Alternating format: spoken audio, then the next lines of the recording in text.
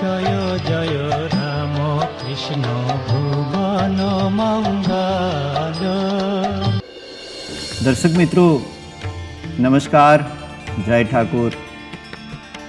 ચીટીપેલના આંગણે નવરાત્રિના એ નવલા દિવસોમાં માં જગદંબાની આરાધના કરી સાથે સાથે ભગવાન શ્રી રામકૃષ્ણને કથામૃતની વાતો પણ આપણે કરી। આ કથામૃતનો દોર આગળ વધે છે। સમય છે શરદ પૂર્ણિમાનો। નવરાત્રિ પછી શરદ પૂર્ણિમાનો એ માહોલ શરૂ થાય છે।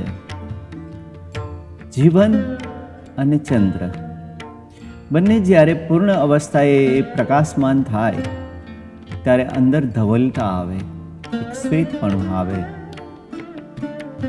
ભક્તના હૃદયની વાત શરદ પૂર્ણિમા, આ માહોલ અને જેના અનુસંધાનો એ માં સાથે જોડાયેલા છે। માં જગદંબા મહાકાલીના શરણે દક્ષિણેશ્વરમાં ભગવાન રામકૃષ્ણ દેવ એ પ્રકૃતિના ખોળે માની સાથે સંવાદ કરે છે। તત્કાલીન બ્રાહ્મ સમાજના જે વરિષ્ઠો હતા એમાંના એક હતા કેશવચંદ્ર સેન। કેશવચંદ્ર સેન વિશે ખૂબ લખાયું છે। તત્કાલીન બંગાળી સમાજની અંદર અને અખંડ બંગાળમાં કેશવચંદ્ર સેન, દ્વારકાદાસ ઠાકુર, ઈશ્વરચંદ્ર વિદ્યાસાગર આ એ વિભૂતિઓ હતા કે જેને નવ ભારતનું એ આખું એને પિંડ બાંધ્યો છે। એમાંના આ વરિષ્ઠો હતા। કોઈ શિક્ષણ ક્ષેત્રે કાર્યરત હતું, કોઈ ધર્મ ક્ષેત્રે હતા અને કોઈ જે નવી આબોહવા બંધાતી હતી દેશ રાષ્ટ્રમાં, પશ્ચિમી સંસ્કૃતિનો એ પવન ફૂંકાવા લાગ્યો હતો, અંગ્રેજોનું એ રાજ હતું। આ દિવસોની અંદર કેશવચંદ્ર સેન જેવા એ વરિષ્ઠ બુદ્ધિજીવીઓની ઉપર પણ એનો પ્રભાવ હતો। એ જ કેશવચંદ્ર સેન ત્યારના બધા જ વર્તમાન પત્રોની અંદર એમના વિશે લખાતું અને એવો પણ લખતા। જે પણ તત્કાલીન સમસ્યાઓ હોય, પ્રશ્નો હોય, સામાજિક રીત રિવાજો હોય, એની ઉપર કેશવચંદ્ર સેન જે પણ કંઈ લખતા એને સમગ્ર બંગાળ માનપૂર્વક સ્વીકારતું હતું। આ કેશવચંદ્ર સેન આમ તો એને આપણે નાસ્તિક ન કહી શકીએ અને મૂર્તિભંજક પણ ન કહી શકીએ, પણ જે કંઈ દેવી દેવતાઓના એ અનુષ્ઠાનો થતા હતા કે એમના ઉત્સવો ઉજવાતા હતા તો એમને એ કંઈ ગળે વાત ઉતરતી નહોતી। તેમ છતાં પણ રામકૃષ્ણ દેવ આમાં અપવાદ હતા અને કેશવચંદ્ર સેનને જ્યારે પણ મોકો મળતો ત્યારે એ ચોક્કસપણે દક્ષિણેશ્વર જતા અથવા તો રામકૃષ્ણ દેવને એ પોતાની ઘોડાગાડી મોકલી અને પોતાના આવાસે એમને માનપૂર્વક લઈ આવતા। આ કેશવચંદ્ર સેન ઘણા બધા સંપ્રદાયોની અસર નીચે એમનો વિકાસ થયો છે અને ત્યારે જે બ્રાહ્મ સમાજની સ્થાપના થઈ છે એમાંના એક કેશવચંદ્ર સેન છે। દિવસ છે 27 ઓક્ટોબર 1882 અને સમય હતો એ શરદ પૂર્ણિમાનો। એ પ્રકૃતિના ઉપાસક હતા અને પોતે એટલા બધા ધનાઢ્ય હતા કે સ્ટીમરની અંદર નૌકા વિહાર કરવા માટે એ ગંગાજીના તટ ઉપર નીકળેલા છે। આવું બધું એક સમય છે, માહોલ છે અને એને અગાઉથી સમાચાર આપ્યા છે। એ દક્ષિણેશ્વર જ્યારે પણ એ નૌકામાં નીકળે છે, પોતાના એ સ્ટીમર દ્વારા નીકળે છે તો એ દક્ષિણેશ્વરના કિનારે રોકે છે અને એક પણ સમય કે એક પણ વખત એમને રામકૃષ્ણ દેવને મળ્યા વગર ત્યાંથી ગયા નથી। એ સમાચાર આપે છે રામકૃષ્ણ દેવને કે મહાશય આપને અનુકૂળતા હોય તો આપ પણ આ શરદ પૂર્ણિમાના આ રાત્રિનું એ અમારી સાથે આપ કંઈક ને કંઈક આનંદ અથવા તો આપ તો એમ કે સાત્વિક આનંદને વરેલા છો તો અમને ગમશે આપ જો અમારી સાથે જોડાશો। કેશવચંદ્ર સેનના અનુચરો ત્યાં ગયા છે। સાંજનો 4 વાગ્યાનો સમય છે અને કેશવચંદ્ર સેન અહીંયા આવવાના છે। આ પૂર્વ ભૂમિકાની ખબર એ મહેન્દ્રનાથ ગુપ્ત માસ્ટર મહાશય કે જેમના લીધે આપણને રામકૃષ્ણ કથામૃત મળ્યું છે, એ માસ્ટર મહાશય પણ ત્યાં હાજર છે. એ તો વહેલા આવી ગયા છે, સ્ટીમરની સાથે છે અને સ્ટીમર થોડી દૂર ગંગાજીના એ મધ્ય પ્રવાહની અંદર ઊભી છે.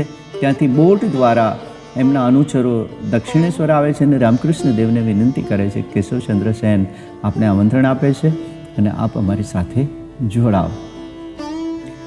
ભગવાન રામકૃષ્ણ દેવ ને કેશવચંદ્ર સેન પ્રિય હતા અને એમને આ આમંત્રણ સ્વીકાર્યું છે અને પોતે પોતાના એ ઓરડાની અંદર દક્ષિણેશ્વરની અંદર જ્યાં એમનું નિવાસ હતું ત્યાંથી નીકળે છે. અને આ વર્ણન આપણને રામકૃષ્ણ કથામૃતની અંદર મળે છે. સમગ્ર માહોલ મહાકાલીના મંદિરનો એ દેખાવ કેવો છે, ત્યાંના જે કાંઠે 6 શિવ મંદિરો છે એમનું પણ વર્ણન આ ચેપ્ટરમાં આપેલું છે. પણ ઉડીને આંખે વળગે એવું એક વાક્ય મહેન્દ્રનાથ ગુપ્ત લખે છે કે કહે છે કે જ્યારે રામકૃષ્ણ દેવ એમના ઓરડામાંથી બહાર આવે છે અને બરાબર ગંગા તટે પ્રવેશ દ્વારની સામે ઊભા છે, એમના માટે લખે છે કે સાક્ષાત જાણે કે સનાતન ધર્મ આવી રહ્યો હોય એવું લાગે છે. લખતી વખતે કદાચ માએ જ એમની પાસે લખાયું હશે, કારણ કે સનાતન ધર્મની જે સ્થિતિ સ્થાપકતા છે, જે બધા સારા તત્વોનો સ્વીકાર છે કે શુભ દરેક દિશાઓથી અમને શુભ વિચારો પ્રાપ્ત થાવ, આ જે વાત છે એ સનાતન ધર્મની મહત્તા છે. ક્યાંય કોઈ દમન નથી, મુક્તપણું છે. હંમેશા નવી વસ્તુઓનો, નવી વિચારધારાનો, કોઈ પણ નવા મંતવ્યો આવે, સનાતન ધર્મે હંમેશા સ્વીકાર્યું છે. કહે છે કે જાણે કે સાક્ષાત સામે સનાતન ધર્મની પ્રતિમા ખડી છે. અદ્ભુત વાક્ય આવે છે રામકૃષ્ણ કથામૃતની અંદર.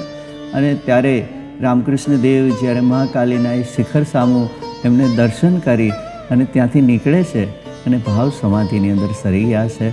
2 અનુચરોએ એમને પોતાના હાથ ખભાથી એમને પકડી રાખ્યા છે અને ધીરે ધીરે એ પાટિયા ઉપર પગ મૂકી અને નાની બોટ, કારણ કે એ સ્ટીમર તો મધ્ય ભાગમાં ઊભી છે એટલે ત્યાંથી નાની બોટ દ્વારા એ ગંગાજીની અંદર જાય છે. આ સમય દરમિયાન એમને બાહ્ય કોઈ સંજ્ઞાઓનું એ ભાન જ નથી, એટલે સમાધિ ભાવ, કારણ કે પ્રકૃતિની એમને ખૂબ જ અસર થતી હતી. એ મા ભાગીરથીનો જે સલીલ પ્રવાહ છે એ એના મન ઉપર છવાઈ ગયો છે અને માના શિખરની ધજા એમના મનને એક મોહિત કરી લે છે. ભગવાન રામકૃષ્ણ દેવ જ્યારે સ્ટીમરની નજીક જાય છે, કેશવચંદ્ર સેન એમને સામે લેવા આવ્યા છે અને જોવે છે કે આ તો મહાશય સમાધિ અવસ્થાની અંદર છે. ધીરે ધીરે ધીરે એ બંને એના ખભાઓ પકડી અને એ બોટની અંદર પ્રવેશ કરે છે, સ્ટીમરના પગથિયાઓ ચડે છે અને કેબિન સુધી લઈ જાય. આપણને લાગે કે આ ઘટનાના જાણે આપણે સાક્ષી છીએ. આટલી અક્ષરશ વાત એ મહેન્દ્રનાથ ગુપ્તે રામકૃષ્ણ કથામૃતની અંદર લખી છે. ધીરે ધીરે ધીરે એ પોતાની ભાવ સમાધિની અંદરથી ઉતરતા જાય છે અને કંઈક અસ્ફુટ શબ્દો દ્વારા કહે છે કે માં, હે જગદંબા, મને કઈ જગ્યાએ તમે લઈ આવ્યા છો? માં, શું આ બધાને હું વાડમાંથી કાઢી શકીશ? ખબર નથી. આજુબાજુના જે જિજ્ઞાસુઓ છે, જે બ્રાહ્મ સમાજીઓ છે, એ પણ એમને નતમસ્તકે વંદન કરી રહ્યા છે, પણ એમના અસ્ફુટ શબ્દો સંભળાઈ રહ્યા છે કે માં, તું મને કઈ જગ્યાએ લઈ આવી છો? જગદંબાને કહે છે કે માં, મારું આ ધરતી પર આવવાનું શેના માટે છે? માણસને પ્રશ્ન થાય છે, હું આઈ એમ, હું કોણ છું? જે પ્રશ્ન એને માં એમ કે મારું અહીં આવવાનું શું કારણ છે? શું એને હું વાડમાંથી બહાર લઈ આવીશ? કઈ વાડની વાત કરે છે રામકૃષ્ણ દેવ? કે માન્યતાઓની વાડ છે. એક જે પોતાના જે દ્રઢતા કરી ગઈ છે, જે ધર્મના નામે, જે સંપ્રદાયોના નામે, જે માનવજાત હજારો વર્ષથી જે પોતાની માન્યતાઓની દ્રઢતાની સાથે જે પણ કંઈક સહન કરી રહી છે અથવા તો પાંગળો વિકાસ કરી રહી છે, આમાંથી હું એમને કાઢી શકીશ? માને વિનવે છે કે માં, હું ક્યાં આવ્યો છું? જ્યારે કોઈ પણ ભક્તને આ દ્વિધા થાય છે ત્યારે સ્વાભાવિકપણે આપણને એના અંતર્દ્વંદની એ એક સંજ્ઞા મળે છે કે એમના અંદર મનની અંદર કેવો સંઘર્ષ થઈ રહ્યો છે. કેશવચંદ્ર સેન પ્રણામ કરે છે, ભક્તો પણ છે ત્યાં, અને ધીરે ધીરે રામકૃષ્ણ દેવની એ સમાધિમાંથી બહાર આવી અને વાત કરે છે. ભક્તો કંઈક પૂછવા માટે આતુર છે. ભક્તો પણ ત્યાં ખૂબ જ એક એલિટ જેને કહી શકાય એવો સમાજ છે. પ્રજ્ઞાવાન લોકોની વચ્ચે આજે રામકૃષ્ણદેવ છે જે ત્યાં જઈ અને કહે છે કે એક ભક્તે પ્રશ્ન કર્યો છે, કહે છે કે ભગવાનનું સ્વરૂપ, ભગવાનની વ્યાપકતા, ભગવાનનું સચરાચરપણું અને એના ઐશ્વર્યની વાત કરે છે કે ઈશ્વરની વ્યાપકતા વિશે મહાશય આપ કંઈ કહેશો? રામકૃષ્ણદેવ મંદ હાસ્ય સાથે કહે છે કે ઈશ્વર તો સર્વવ્યાપક છે, જે જળમાં છે, જે ચેતનમાં છે. અગાઉ પણ રામકૃષ્ણ કથામૃતમાં આપણે આ વાત કરી ગયા છે, તેમ છતાં આનું પુનરાવર્તન કરવું ગમશે આપણને. તો જળ અને ચેતનની અંદર બધે જ એ ઈશ્વરનું એ આપણને અનુસંધાન દેખાઈ આવે છે. જે ચૈતન્ય છે એ દરેક જગ્યાએ છે. પણ એક એને સમજાવવા માટે એક દ્રષ્ટાંત દે છે કે જેમ કોઈ મોટો જમીનદાર હોય તો એ બધા જ એના પોતાના જે મિલકતોના રહેઠાણો છે, જુદા જુદા પોતાના એ ખેતરો છે, પોતાની જે પણ કાંઈ વ્યવસ્થાપનના એ એમના પોતાના આવાસો છે, આમાં બધે ફરે ખરો, પણ એનું સાચું દિવાનખાનું તો ભક્તનું હૃદય છે. ખૂબ ગમે એવી વાત કીધી છે કે વાસ્તવમાં જે વાત આપણે રામચરિત માનસની વાત જ્યારે કથામૃતમાં કરતા હતા કે ભગવાન રામને વાલ્મીકીએ પૂછ્યું હતું કે આપ ક્યાં રહ્યો છો, અને ત્યારે એનું જે વર્ણન આવે છે તો અહીંયા એ જ વાત આવે છે.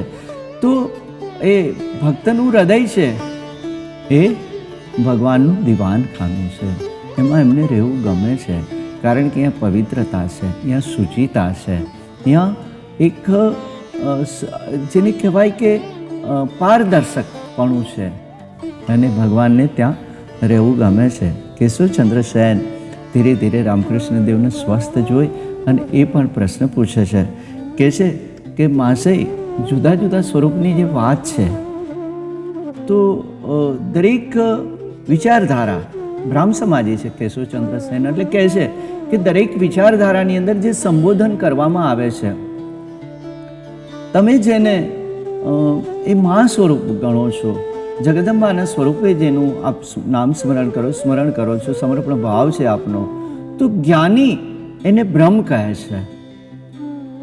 જ્ઞાની જે ઉચ્ચ ભૂમિકાએ છે એને શું કહે છે કે એની બ્રહ્મની જે વ્યાપકતા છે એટલે એને બ્રહ્મથી સંબોધે છે. જ્યારે વેદાંતી એને આત્મા કહેશે, એ તત્વને આત્મા કહે છે વેદાંતી. જ્ઞાની એને બ્રહ્મ કહે છે, વેદાંતી એને આત્મા સ્વરૂપ તરીકે ઓળખે છે. જ્યારે ભક્ત માત્ર એને ભગવાન કહે છે. તો આમાં શ્રેષ્ઠ કયું? આવું કેશવચંદ્ર સેન રામકૃષ્ણદેવને પૂછે છે. આમ જોવા જઈએ તો આપણો બધાનો પ્રશ્ન આ જ છે કે ઘણી બધી વિચારધારાઓ જ્યારે કામ કરી રહી હોય ત્યારે આપણને એક મૂંઝવણ પણ થાય કે આમાં સાચો માર્ગ કયો છે. ત્યારે રામકૃષ્ણદેવ આપણે બધાને આશ્વસ્ત થાય, આપણે બધાને એક દિશા સૂચન આપીને કહે છે કે ભક્ત જે કહે છે ભગવાન એ સ્વરૂપ સારું, કારણ કે એમાં સ્વીકાર ભાવ છે, એમાં દ્વંદ્વ નથી, તર્ક નથી, દ્વિધા ઉત્પન્ન કરે એવું કોઈ વ્યવધાન નથી. એટલે કહે છે કે ભક્ત જે ભગવાન સ્વરૂપ સમજે છે એને, કારણ કે આમાં બધી જ વસ્તુઓનો સ્વીકાર છે. જ્યારે આજની પરિસ્થિતિની અંદર, આજના કળિયુગની અંદર આપણે જોઈ રહ્યા છે કે ઘણા બધા આપણી પાસે એ મર્યાદાઓની વચ્ચે જીવી રહ્યા છે. તો ભક્તનો જે ભાવ છે એ શરણાગત ભાવ છે. આપણે અગાઉ પણ એ શરણાગત ભાવ વિશે વાત કરી છે, તેમ છતાં પણ ભક્તને એ સહેલું પડે છે. રામકૃષ્ણદેવ આગળ છતાં પણ આપણે વાત કરીએ કે વાંદરીના બચ્ચા થવું એના કરતાં બિલાડીના બચ્ચું થવું સારું. જે વાંદરીનું બચ્ચું છે એ જ્ઞાન માર્ગ છે એમની વાત કરે છે, કારણ કે એમાં બચ્ચું માને પકડે છે, એટલે પડી જવાની કે છૂટા પડી જવાની સંભાવનાઓ વધી જાય છે. તર્ક આવે, બુદ્ધિ આવે, જાણવું છું એવો ભાવ આવી જાય, સૂક્ષ્મ અહમ આવી જાય. પણ કહે છે કે બિલાડીનું બચ્ચું થાય તો બહુ વાંધો ન આવે એમાં કે માં પકડે આપણને. બિલાડીના બચ્ચા હાથ ઘર ફરે એવી માન્યતા છે, તો બિલાડી એના બચ્ચાને પકડે, એમાં પડવાની એ જવાબદારી માની વધી જાય અને ઓમાં આપણી વધી જાય છે. એટલે રામકૃષ્ણદેવ કહે છે કે જે ભક્ત છે એ ભગવાનને એક સહજતાથી સ્વીકારે છે અને શ્રેષ્ઠ જે નવધા ભક્તિની વાત કરી છે. આપણને ડગલે ને પગલે આ વાતો મળશે રામકૃષ્ણ કથામૃતની અંદર, કારણ કે કેટલીક વાતોના પુનરાવર્તન એટલા માટે જરૂરી હોય છે કે આપણને એની અંદર દ્રઢતા આવે. સંતોએ જે વાત કરીને આપણને, તો એ દ્રઢ થવા માટે આ બધી વસ્તુના પુનરાવર્તન થતા. હજારો વર્ષથી શ્રીમદ ભાગવત કથા, રામાયણના આ બધા જે પ્રવચન માળાઓ થતી હોય છે ઘણી જગ્યાએ આપણે જોઈએ. શું કામને? કારણ કે માણસનો સ્વભાવ ભૂલકણો છે, એને દ્રઢતા આવે એટલા માટે આ પુનરાવર્તનો કરવામાં આવે છે. રામકૃષ્ણદેવ કહે છે કે કોઈ પણ જ્ઞાની ભક્ત એની યાત્રા શરૂ કરે છે તો એની અંદર ઘણા બધા એને વ્યવધાનો પણ આવશે. એને વળોટી અને શ્રેષ્ઠને પામવાનું છે. જ્યારે ભક્તને બધા કાર્યો કરતાં કરતાં સંસારમાં રહીને પોતાની જવાબદારીઓ નિભાવતા એમને એ ગંતવ્ય સુધી પહોંચવાનું છે. અને જે ભગવાનના સ્વરૂપની વાત કરી છે, તો ભક્તની જે વાત આવે છે, તો એ ઈશ્વર તત્વને પોતાથી દૂર નથી ગણતો. સમજવું થોડુંક અઘરું લાગશે, પણ કહે છે કે જે 24 તત્વો છે જીવનના, 24 તત્વોની વાત કરી છે કે જેની અંદર 5 પ્રાણ આવે છે, 5 જ્ઞાનેન્દ્રિય આવે છે, 5 કર્મેન્દ્રિય આવે છે અને 5 વિષયો અને 4 અંતઃકરણ. થોડુંક અઘરું લાગે, પણ જે આ 24 તત્વોની આખી ફ્રેમની અંદર માણસ સમાયેલો છે, આખું જે એનું જીવનનું આ અનુસંધાન છે, આ 24 તત્વોની અંદર માણસની જિંદગી પૂરી થઈ જાય છે. તો કહે છે કે એ પણ ઈશ્વરનું સ્વરૂપ છે. માણસ ક્યાં આગળ જઈ શકશે? જે પણ, અને એટલે જ જ્યારે મા ભગવતીની સ્તુતિ કરે છે માર્કંડેય કે યા દેવી સર્વભૂતેષુ બુદ્ધિરૂપેણ સંસ્થિતા નમસ્તસ્ય નમસ્તસ્ય નમો નમઃ.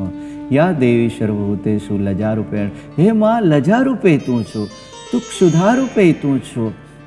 કેટલા સ્વરૂપે આપણને ઈશ્વરનું આ અનુસંધાન મળે છે. એટલે રામકૃષ્ણદેવ કહે છે કે જે ભક્તનો સ્વીકાર ભાવ છે ઈશ્વરના હોવાપણા વિશેનો, તો એમાં સરળતા રહે છે અને સહજતાથી એ ઈશ્વરીય તત્વનો સ્વીકાર કરે છે. હવે એ કહે છે રામકૃષ્ણદેવ જો સિદ્ધિને સટ વાત કરે છે, એની અંદર કહે છે કે ભક્ત એવું માને છે. આગળ આપણે જોઈએ ને કે સુખદેવજીની જ્યારે વાત કરી હતી કે બ્રહ્મ શું છે? બ્રહ્મ તો એક મોટો પહાડ છે કે જે પહાડમાંથી આપણે એવું માની લઈએ કે આપણને કંઈક જાણકારી થઈ ગઈ, અથવા તો સાક્ષાત્કાર થઈ ગયો, અથવા તો ઈશ્વરીય તત્વને આપણે ઓળખી શક્યા. એ તો કેવી વિડંબના છે કે કણી લઈ શકીએ આપણે. તો એની અંદર જે સ્વરૂપ આપે છે કે સુખદેવજી જેવો એક મોટો મકોડો બહુ તો એક મોટી કાંકરી લઈ શકે, એનાથી વિશેષ આ બ્રહ્મ તો કરોડો વર્ષો ત્યાંનો અનંત બ્રહ્માંડોની વ્યાખ્યા સાથે જોડાયેલો જે બ્રહ્મ, તો એને કઈ રીતે જાણી શકે? તો એક વિધાન એટલું સુંદર કરે છે કે સાકર ખવાય પણ સાકર થવાય નહીં. બ્રહ્મને જાણવાની કોશિશ કરાય પણ અહમ બ્રહ્માસ્મિ કેવું એ તો ભૂકા કાઢી નાખે. એ બહુ અઘરું પડી જાય અને હજારો વર્ષથી આ માથા પછાડીને ઋષિઓ અંતે નેતિ કહીને થાકી જાય. એ તો સામાન્ય ભક્તના બસની બહારની વસ્તુ છે. તો કહે છે કે સાકર ખવાય પણ થવાય નહીં. એને સ્વાદ લેવાય, ઈશ્વરનું નામ સ્મરણ કરીને એનો સ્વાદ લેવાય, એનો જપ કરીને સ્વાદ લેવાય. મીરાની જેમ એની સાથે એકાકાર થઈ અને આપણે એનો આસ્વાદ લઈ શકીએ. ક્યાંક સારી રીતે નવધા ભક્તિનો જે પૂજન અર્ચન કે સારા સુંદર તત્વો, એ જે કંઈ આપણી પાસે સામગ્રી છે, શ્રેષ્ઠ ફૂલો, અક્ષત ચોખા, સુંદર એ શ્રૃંગાર ભગવાનનો, એનાથી ભાવ આવે છે. ઈશ્વરીય તત્વની આપણે નજીક રહીએ છીએ. આપણે આગળના એ હપ્તામાં લઈશું ભગવાન રામકૃષ્ણદેવજીને જે રાધાનો ભાવ થાય છે એ વાત આપણે આગળ લેવાના જ છીએ. તો આનાથી શું થાય છે? ભાવથી તો ઈશ્વરને આપણે પોતાપણું લાગે કે ઈશ્વર મારો છે. આપણે એની સાથે એટલે આપણી જો તમે એટલી સનાતન ધર્મની મજા એ છે કે તમે ઈશ્વરને સખા રૂપે ભજી શકો. ઈશ્વરને તમે પતિ રૂપે સ્વીકારી શકો, ઈશ્વરને તમે પોતાના પુત્ર રૂપે સ્વીકારી શકો. પુષ્ટિ માર્ગની જે આપણે અગાઉ વાત કરી ગયા છે કે ઈશ્વર જે બાલ ગોપાલનું પુષ્ટિ માર્ગની અંદર વૈષ્ણવ પરંપરાની અંદર બાળકનું સ્વરૂપ, લડ્ડુ ગોપાલ, નાના એવા ગોપાલજીની પુત્ર રૂપે કે ના, એ તો બહુ બાળ સ્વરૂપ છે, એને અપાય પણ એની પાસેથી લેવાય નહીં. ક્યારેય સાચો વૈષ્ણવ ઈશ્વર પાસે માગે નહીં. કેટલી મોટી વાત થઈ છે કે ઈશ્વરને આપણે કયા સ્વરૂપે, અને આ બધું છે ને પ્રકૃતિ સાથે જોડાયેલું છે. રામકૃષ્ણ દેવની જે વિચારધારા છે એ ખૂબ સમજવાની એટલા માટે જરૂર છે કે દરેકને પોતાના એક મર્યાદાઓ, લિમિટેશન છે કે મને આ ગમે છે, મને આ ગમે છે.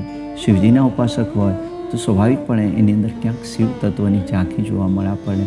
માતૃવંદના કરતો હોય તો મા પ્રત્યેનો અહોભાવ હોય, કૃષ્ણ પ્રત્યેનો હોય તો અંદરથી સૌમ્ય હોય, એ એમનું એકદમ એ મૃદુ હૃદય હોય તો જ એ કૃષ્ણ ભક્તિની અંદર એ આગળ વધી શકતા હોય છે.